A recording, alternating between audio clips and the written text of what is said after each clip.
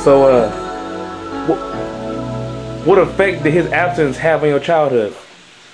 I mean, I think it would be the same effect that it has on most males. I'm saying without a father figure, you always need that male aspect in your life. So there's that guidance that you can't get from your mama that you need from your father. You know what I'm saying? And it affects you as a grown man. You know what I'm saying? It's something that only a father can teach you that you're not getting. You know what I'm saying? Yeah. My name's DeMarcus Wright.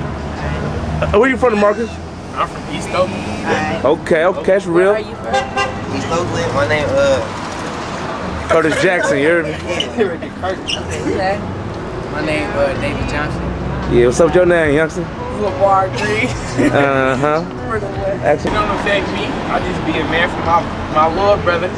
My mama be my mama and my daddy, so you feel me? I don't trip off that. By your mom being your father and a mom at the same time, do you think that that's too much on her plate? Like, don't you think She handle it as good. she doesn't struggle? No, she struggled with a little bit of stuff, but we overlook all our struggles. How? Move on. Okay, but how does she make ends meet? Like, She got 2 jobs. She work at a group home and she do animal care. Oh, that's good. Yeah. But you don't think that if by your dad being at home with you, don't you think that probably made it easier for your mom? It would, but I mean, they don't get along like that, so. So it wouldn't matter. No, it wouldn't matter. Well, what about your little brother? You know what I'm saying? Like, It don't affect him. He don't trip about it. He don't ask questions like where he at, none of that. He cool with it.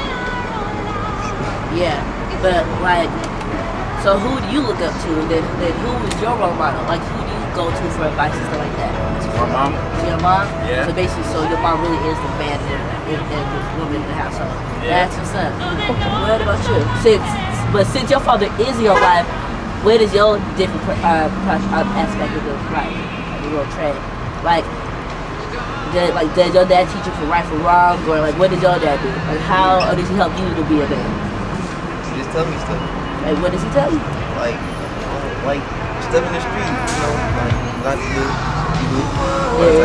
Does he tell you like how to be a man and stuff like that? Yeah, somewhat, yeah. So he is the breadwinner in your home. So like he goes to work and bring home the money and stuff like that, and your mom does. She do that too. She does too. So the relationship is 50-50, right? Yeah. Sam, and where are you from? Originally from Hayward. Hayward, California. Okay, that's what's up. So have you ever been in prison before? Yes, I have. For how many years? I've done like almost over 8 years of my life in prison. I'm on active parole as we speak, with maybe about 2 weeks left on parole. 2 weeks left on parole. So do you have any kids? I have a daughter, You have a daughter? 18. 18 years old. So basically you're in prison half of her life, right? Right. So do you want to tell me how, because obviously your baby mom was struggling when you was gone because you are the breadwinner because you are a man. Right. And she was struggling, right? Exactly. Tell me some of how many ways that she was struggling. Oh, financially, most definitely, you know what I'm saying? And then putting up with my daughter, you know what I'm saying? Having other kids, not having that hand around, that put a lot of strain on her. So the struggle was financial and physical. Most definitely. And you know, your daughter suffered from it too, also, because you were in her life, right? Also. So, by you being out of prison, what are some of the ways that you're trying to change? Oh, I just had this conversation with somebody else a couple of days ago. They were trying to find out how they can be successful and get on parole, and you know what I'm saying, something they need to do to change because they've been back several times like I have. Yeah. And I just told them, you know what I'm saying, for those of us that bumped the head like I did, you have to change your environment first of all. Mm-hmm. So like I said, I'm from Hayward, you know what I'm saying, my family got home in Oakland, but I was raised in Hayward. So that environment, you know what I'm saying, was not constructive to me, but deconstructed because it was tearing me down slowly. I kept putting myself back in the environment.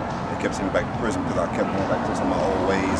Still think I get interact with some of the same people doing some different things that were still shady and whatnot. And it was all, you know what I'm saying, one circle, so I had to take myself out of that circle. I've been on parole 2 years now, active. A couple of days to like maybe 2 weeks at the most before I actually discharged from parole. I had this parole number now, almost 11 years, man. 11 years. I see people in prison now. When I was in prison 2 years ago, I didn't even recognize it anymore, so I know it was cut and dry for me. Yeah. To change my ways. Plus my daughter, like the lady, like she mentioned earlier, my daughter grew up almost half her life without me, you know what I'm saying? Because I still was able to send money home when I was in prison, you know what I'm saying? Have a job and stuff to help take care of me. It wasn't like being here though, you know what I'm saying? But you got to change your environment though, man. You change your environment, your friends, you know what I'm saying, even your habits, you know what I'm saying. You got habits, you know what I'm saying, that bring you back to that same place.